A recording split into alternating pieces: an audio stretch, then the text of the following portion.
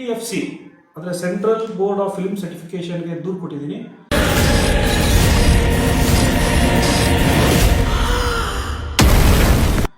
ಏನು ಟಾಕ್ಸಿಕ್ ಚಲನಚಿತ್ರದ ಟ್ರೀಸರ್ ರಿಲೀಸ್ ಆಯಿತು, ಅದರಲ್ಲಿ ಅಶ್ಲೀಲತೆಯನ್ನು ಎದ್ದು ಕಾಣೋ ರೀತಿ ಟ್ರೀಸರ್ನ ರಿಲೀಸ್ ಮಾಡಿರ್ತಾರೆ.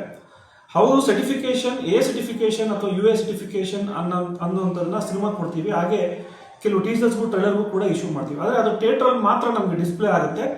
ಸೋಷಿಯಲ್ ಮೀಡಿಯಾದಲ್ಲಿ ಅಂದರೆ ಫೇಸ್ಬುಕ್ ಆಗಿರ್ಬೋದು, ಯೂಟ್ಯೂಬ್ ಆಗಿರ್ಬೋದು ಅಥವಾ ಅದರ್ ಪ್ಲಾಟ್ಫಾರ್ಮ್ಸ್ಗಳಲ್ಲೇ ಈ ಟೀಸರ್ಸ್ಗಳನ್ನ ರಿಲೀಸ್ ಮಾಡುವಂಥದ್ದು. ಹಾಗಾಗಿ central board of film certification ಏನಿದೆಯೋ ಅವರು ಇಂಥ ಒಂದು ಟೀಸರ್ಸ್ಗಳನ್ನ ನೀವು ಸೋಷಿಯಲ್ ಮೀಡಿಯಾದಲ್ಲಿ ರಿಲೀಸ್ ಮಾಡಬೇಕಂದಾಗ ಇದನ್ನ ನೀವು ಸರ್ಟಿಫಿಕೇಟ್ ಇದ್ರೆ ಆ ರೀತಿಯಾದ ಸರ್ಟಿಫಿಕೇಟ್ ಅನ್ನ ತೋರಿಸಿ ಅದನ್ನ ಸೋಷಿಯಲ್ ಮೀಡಿಯಾದಲ್ಲಿ ರಿಲೀಸ್ ಮಾಡಬೇಕು ಅಂತ ಹೇಳಿ ಸೆಂಟ್ರಲ್ ಬೋರ್ಡ್ ಆಫ್ ಸರ್ಟಿಫಿಕೇಶನ್ ಅವರಿಗೆ ನಿಮ್ಮ ಕಾನೂನನ್ನ ತಿದ್ದುಪಡಿ ಮಾಡ್ಕೊಳ್ಳಿ ಅಂತ ಹೇಳ್ತಿದೀವಿ. ಯಾಕೆಂದ್ರೆ ಇಷ್ಟು ದಿನ ಇರುವಂತದ್ದು ಅಂದ್ರೆ ಫೇಸ್ಬುಕ್ ಆಗಲಿ ಯೂಟ್ಯೂಬ್ಸ್ ಆಗಲಿ ನಮ್ಮ ಕೈಗೆ ಬರಲ್ಲ ಅಂತ ಹೇಳೋ ರೀತಿಯಲ್ಲಿ ಹೇಳ್ತಾರೆ, ಕಾನೂನು ಅಡಿಯಲ್ಲಿ ಬರಲ್ಲ ಅಂತ ಹೇಳ್ತಾರೆ. ಆದ್ರೆ ಈ ಟೀಸರ್ಸ್ಗಳನ್ನ ಅಥವಾ ಟ್ರೈಲರ್ಗಳನ್ನ ರಿಲೀಸ್ ಮಾಡ್ತಿರೋದೇ ಸೋಷಿಯಲ್ ಮೀಡಿಯಾದಲ್ಲಿ. ಹಾಗಾಗಿ ತಾವು ಏನಾದ್ರೂ ಒಂದು ಚೂರು ಇದನ್ನ ಜವಾಬ್ದಾರಿ ತಗೊಳ್ಳಿಲ್ಲ ಅಂದ್ರೆ ದೇಶದಲ್ಲಿರುವಂತಹ ಕಾನೂನುಗಳು, ಯಾವ ಕಾನೂನುಗಳು ಅಂದ್ರೆ ನಮ್ಮ ಮಕ್ಕಳುಗಳನ್ನ ರಕ್ಷಣೆ ಮಾಡಬೇಕಾಗಿರುವಂತದ್ದು, ಅಂದ್ರೆ ತಂಬಾಕು ಸೇವನೆ ಇರ್ಬೋದು ಅಥವಾ ಅಶ್ಲೀಲ ಚಿತ್ರಗಳು ಇರ್ಬೋದು, ಈ ಎಲ್ಲಾ ಚಿತ್ರಣಗಳನ್ನು ಮಕ್ಕಳಿಗೆ ಪ್ರೊಟೆಕ್ಷನ್ ಮಾಡ್ಬೇಕಂತ ಇದಾವೆ. ಅದನ್ನ ಈಸಿಯಾಗಿ ಆಕ್ಸೆಸಿಬಿಲಿಟಿ ಕೊಡ್ತಾ ಇರೋದು ಎಲ್ಲ ಒಂದ್ ಕಡೆ ತಾವು ದೇಶದಲ್ಲಿರುವಂತಹ ಕಾನೂನನ್ನ ಅವಮಾನ ಮಾಡ್ತಿದ್ದೀರಿ ಅಂತ ಹೇಳಿ.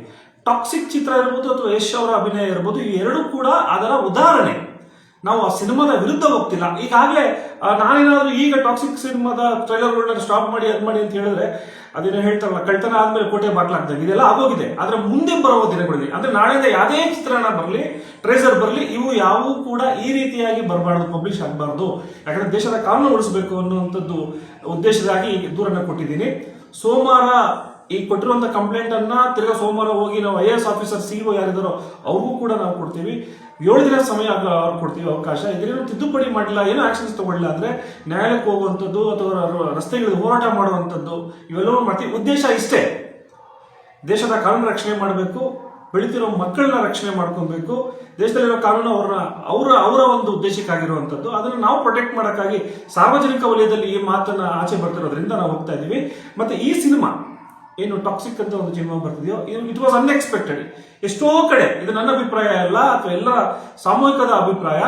ನೀವು ನೋಡ್ಬೋದು, ಯಶ್ ಅಂದ್ರೆ ಅವರ ಸಿನಿಮಾಗಳನ್ನ ಕುಟುಂಬ ಸಮೇತ ಕುತ್ಕೊಂಡು ನೋಡೋಣ ಅಂತ ಹೇಳಿ ಎಲ್ಲೋ ಒಂದ್ ಕಡೆ ಶಾಕ್ ಆಗ್ಬಿಡುತ್ತೆ. ಎಲ್ಲರೂ ಟಿವಿಯಲ್ಲಿ ಮನೇಲಿ ಯೂಟ್ಯೂಬ್ಗಳಲ್ಲಿ ಓಪನ್ ಮಾಡಿ ನೋಡ್ತಿರ್ಬೇಕಂದಾಗ ಮುಜುಗರ ಆಗ್ತಾರೆ.